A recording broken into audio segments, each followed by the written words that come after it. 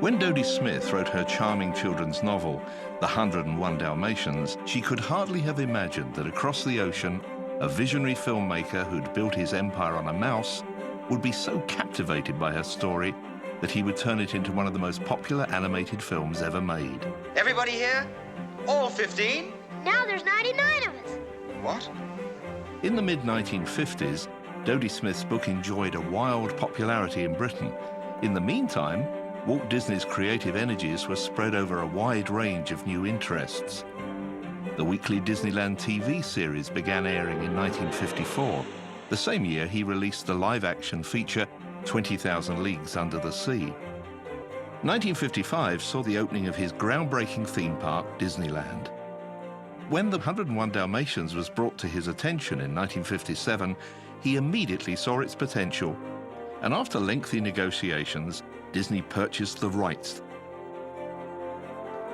Through the following years, despite Walt's increasing preoccupation with his theme parks, television programs, and live-action features, he found the time to carry on a warm correspondence with Dodie Smith that lasted beyond the production of the film.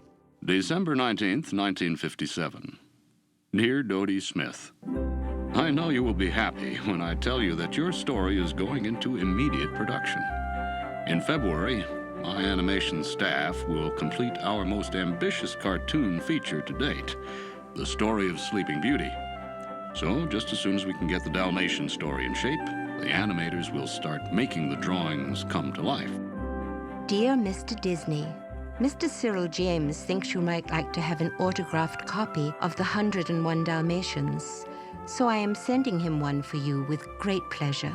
And I want to tell you how very proud and happy I am that you're going to make a film of my book. To be quite honest, I always hoped you might, so much so that when I was writing it, I often found myself visualizing the scenes as they would be in cartoon. You can imagine how I'm longing to see the finished film. I really don't know how to wait the 5 years I'm told it may take. I can only hope that the work will go so smoothly that it may be done in record time. Yours sincerely, Dodie Smith. Dear Dodie Smith, thank you for sending me a copy of the 101 Dalmatians, and I am happy that you took the time to autograph it. It is entirely possible, and I am hoping, that we will have it ready for release about Christmas time 1960.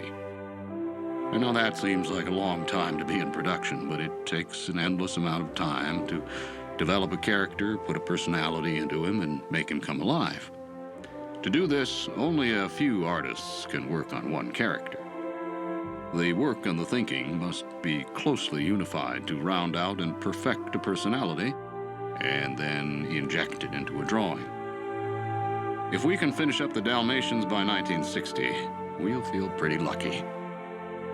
As promised, Walt immediately set master storyman Bill Peet to work, transforming Dodie's novel into a more suitable screen narrative, while the studio's team of artists began to design the look of the film. Unlike previous Disney films, which relied on meticulous detail and realistic precision, Dalmatians developed a more stylized look, a contemporary feel for a contemporary story, a dramatic departure from previous Disney animated features. As work progressed on Dalmatians, Disney himself was immersed in the details of the ever-expanding attractions at Disneyland, the live-action feature The Shaggy Dog, and a series of animated and documentary shorts. But the studio's latest animated feature was never far from his attention. November 25th, 1959. Dear Dodie Smith, under separate cover, I am sending you a couple of sketches from Dalmatians. One is our interpretation of Pongo and Perdita, and the other is of Cruella.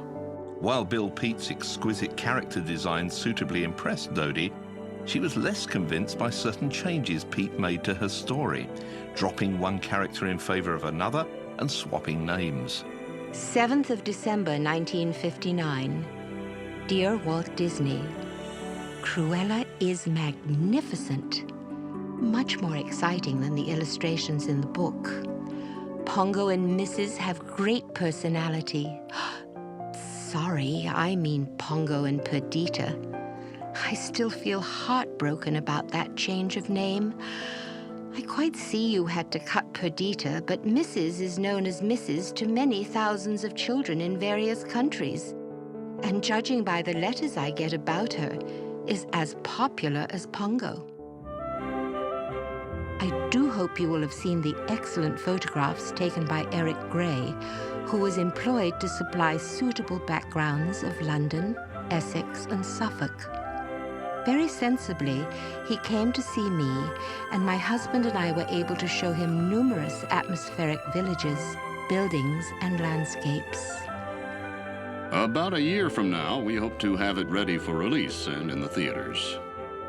At this point, we feel it is going to be one of the most interesting things we have done in the cartoon feature field. Why don't you write another story for us, like Dalmatians? One with which we could have the same fun that this subject has given us.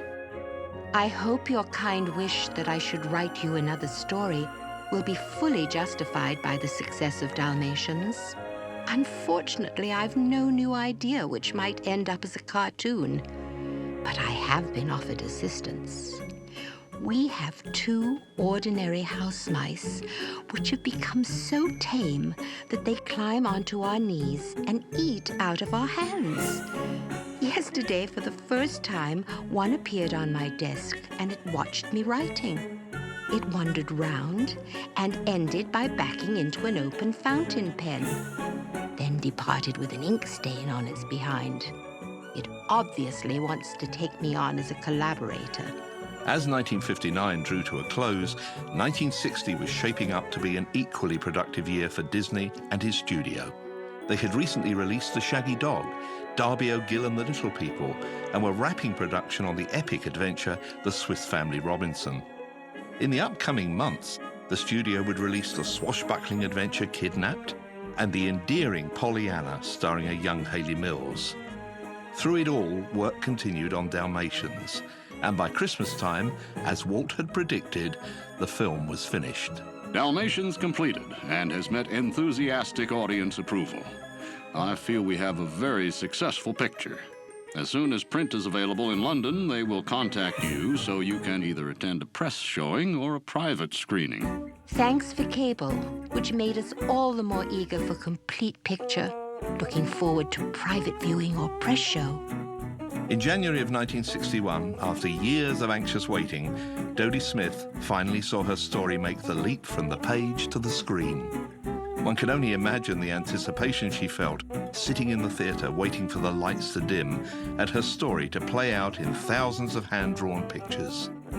After the viewing, her response to Walt Disney was swift. 2nd of February 1961. Dear Walt Disney, this is to tell you how very, very much my husband and I enjoyed 101 Dalmatians at the private viewing Cyril James so kindly arranged for us. I thought the animation brilliant, the color beautiful, and the many backgrounds almost beyond praise.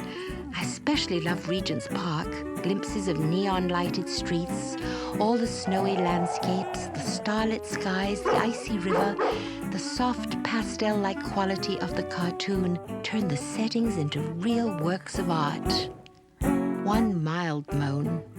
I willingly agreed to your request that the title of the book should be omitted from my credit. I hoped this might mean that my name could be fairly large.